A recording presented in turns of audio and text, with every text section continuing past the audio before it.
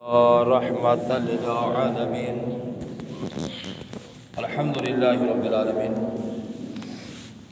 والصلاة والسلام على سيد الأنبياء والمرسلين. أما بعد فأعوذ بالله من الشيطان الرجيم. بسم الله الرحمن الرحيم. محترم سامعین حضرات، حضرت سیدنا امیر المومنین علی المرتضیٰ شیر خدا کرم اللہ وجہ الکریم بیان کرتے ہیں کہ رسول کریم رؤوف الرحیم صلی اللہ تعالیٰ علیہ وآلہ وسلم کا فرمان عبرت نشان ہے.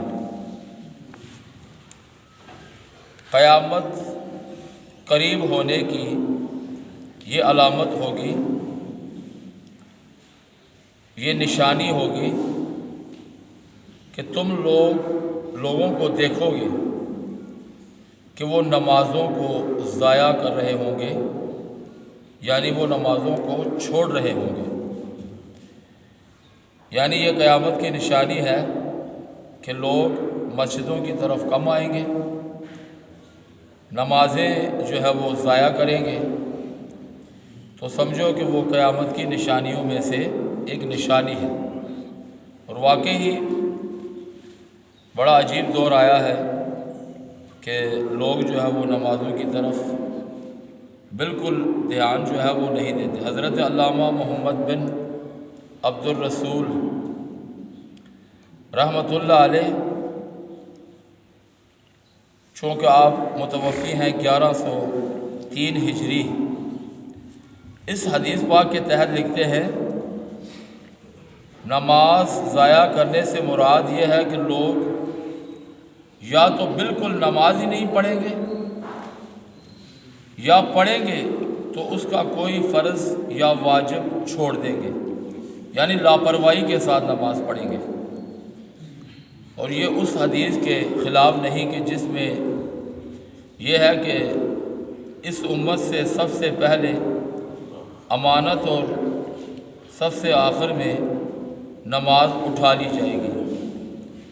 یعنی اس امت کے اندر یہ عیب پیدا ہوں گے کہ پہلے تو امانت دار نہیں ہوگی، پھر دوسری یہ ہوگا کہ ان میں سے نماز یعنی بے نمازی کثرت سے پائے جائیں گے. کیونکہ اس سے مراد یہ ہے کہ نماز کی صورت باقی رہے گی، جبکہ نماز ضائع کرنے سے مراد یہ ہے کہ وہ نماز کو خشوع یا اس کی شرائط کے ساتھ ادا نہیں کریں گے. محترم سامعین حضرات، حضرت عبداللہ بن مسعود رضی اللہ تعالیٰ عنہ سے روایت ہے، حضور نبی کریم علیہ الصلاۃ والسلام کا فرمان عالی شان ہے، قرب قیامت کی علامت یہ ہے کہ 50 لوگ نماز پڑھیں گے مگر ان میں سے کسی کی بھی نماز قبول نہیں ہوگی. علامہ محمد بن عبد الرسول رحمۃ اللہ علیہ اس حدیث پاک کے تحت فرماتے ہیں اس کا معنی یہ ہے کہ وہ نماز کے شرائط و ارکان کا لحاظ نہیں رکھیں گے، جس کے سبب ان کی نمازیں صحیح طور پر ادا نہیں ہوں گی اور اسی وجہ سے ان کی نماز بھی قبول نہیں ہوگی. محترم سامعین حضرات، حضرت علامہ عبد الرؤوف مناوی رحمۃ اللہ علیہ اس حدیث پاک کے تحت لکھتے ہیں ان میں سے کسی کی نماز اسی لیے قبول نہیں ہوگی کہ وہ علم کی کمی ہوگی اور جہالت کا غلبہ ہو چکا ہوگا، یہاں تک کہ انہیں کوئی ایسا شخص نہیں ملے گا جو انہیں دین کے ستون نماز کے احکام سکھائے اور دینی احکام ان کی رہنمائی کرے اور ان کی عبادت درست کروائے. در حقیقت یہ ہے کہ 50 کا وعدہ حد بندی کے لیے نہیں بلکہ کثرت بیان کرنے کے لیے ہے.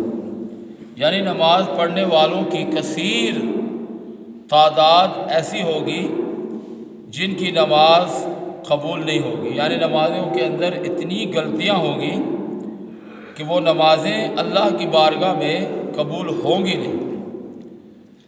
حضور نبی کریم صلی اللہ تعالیٰ علیہ وآلہ وسلم نے ایک دن صحابہ کرام علیہم رضوان سے ارشاد فرمایا، دعا کرو اے اللہ